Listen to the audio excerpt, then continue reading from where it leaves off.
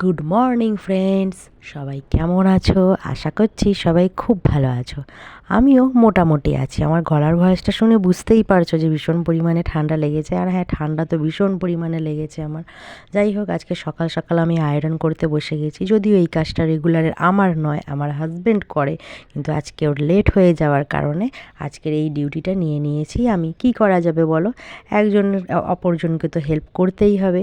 যাই হোক, আয়রন করা হয়ে গেলে পর আমি চা নিয়ে বসে গেছি, কারণ আজকে আমি সকাল সকাল গিয়েছিলাম ছেলেকে স্কুলে ছাড়তে। আর এই সকাল সকাল স্কুটি চালানো মানে কি বলো তো, বিশাল ঠান্ডা। আমি তো যাই না, কিন্তু আজকে গেছি, ভীষণ পরিমাণে আমার ঠান্ডা লেগেছে। এসে তাই আমি গরম গরম চা খেতে বসে গেছি। এসে তো আমি সারপ্রাইজ, কারণ স্কুল থেকে ছেলেকে ছেড়ে এসে দেখি হাজব্যান্ড চা করে দিয়েছে আমাকে, তাই আমি চা নিয়ে বসে গেলাম। চাটা খেয়ে নিয়েছি। চাটা খেয়ে নেওয়ার পরে এবার কাজ হচ্ছে হাজব্যান্ডের টিফিনটা রেডি করা। এবার কী করবো, ওই জন্য তাড়াতাড়ি করে টিফিনটা রেডি করে দিতে হবে। ওর ভীষণ পরিমাণে বললাম যে আগে লেট হয়ে গেছে, ও তাড়াহুড়ো করছে খুব।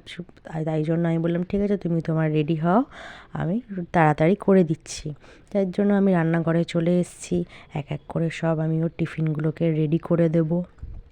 আর এখন কি বলো তো, ঠান্ডা আমারও ভীষণ পরিমাণে লেগেছে। আসলে ঘরের প্রচণ্ড কাজ, এই ক্রিসমাস এসেছে আমাদের, প্রচণ্ড মানে কাজ আর জলঘাটা হয়ে যাচ্ছে, যার জন্য এই অবস্থা। আমি তো সকালে ঘুম থেকে আজকে উঠতেই পারছিলাম না, এত পরিমাণে। আসলে আমার স্পন্ডলাইটিসও রয়েছে, ঘাড়ের ব্যথাতে আমি উঠতেই পারছিলাম না। যাই হোক, কিছু করার নেই, উঠতে না পারলে উঠতে তো হবেই, ছেলেকে স্কুলে পাঠাতে হবে। ছেলে আমার কিন্তু বড় হয়ে গেছে। যাই হোক, দেখেছে মায়ের শরীর খারাপ, ও নিজে নিজেই রেডি হয়ে গেছে আজকে। ওর পাপা ওকে খাইয়ে দিয়েছে আর নিজে নিজেই রেডি হয়ে গেছে। উঠে দেখি টিফিনটাও গুছিয়ে নিয়েছে। তাই ও যখন উঠলাম, ওর পাপা বললো তুমি একটু তাহলে দিয়ে আসো, আজকে আমার ভীষণ লেট হয়ে গেছে, আমি যেতে পারবো না। বললাম ঠিক আছে। আসলে যাই ওর কাকার সাথে, ওর কাকাও আজকে যায়নি, মেয়েটার আমাদের শরীরটা একটু খারাপ বলে, তার জন্য আজকে আমাকেই যেতে হয়েছিল। ঠান্ডার মধ্যে ভালো করে চারপাশটা চাপিয়ে তারপরে গেছি। আসলে স্কুটি চালালে এত ঠান্ডা লাগে।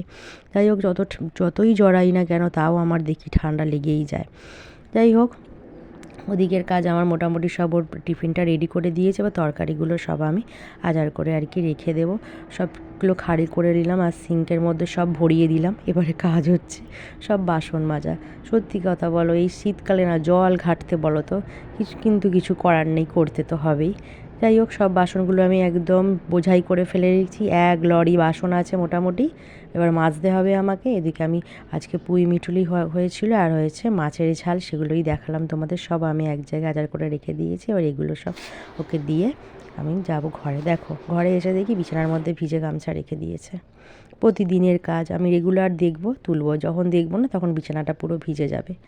এই হতে থাকে রেগুলার একই কাজ। ওকে বললেও শোনে না। প্রতিদিন বলি যে বিছানার মধ্যে রাখার কি আছে, আরও তো জায়গা আছে, টেবিলের মধ্যে রাখো। না, বিছানার মধ্যেই রাখবে, ভুলে যায় ও। এদিকে ও রেডি হচ্ছে, সব কিছু হাতের সামনে দিলেও ও চোখে দেখতে পায় না, আবার সেই খুঁজতেই থাকে। ওই যে শোকেস খুলে দেখো খুঁজছে, রুমাল খুঁজছে। ওরমই করে, সব কিছু হাতের সামনে গুছিয়ে দিলেও চোখে দেখতে পাবে না।